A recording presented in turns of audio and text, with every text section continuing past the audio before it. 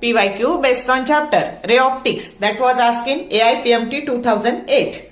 Two thin lenses of focal length f1 and f2 are in contact and coaxial. The power of combination is option A f1 plus f2 by 2, B f1 plus f2 divided by f1 into f2, C under root of f1 by f2 and D under root of f2 by f1. आता आपल्याला माहिती आहे की power of lens जेव्हा दोन lens एकमेकाच्या contact मध्ये असतात तेव्हा 1 by F that is equal to 1 by f1 plus 1 by f2 आणि 1 बाय एफ म्हणजेच पॉवर असते power of lens.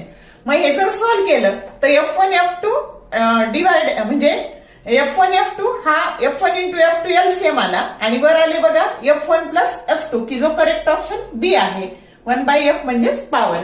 For more useful tips and tricks, keep watching Wings of Physics. Thank you very much.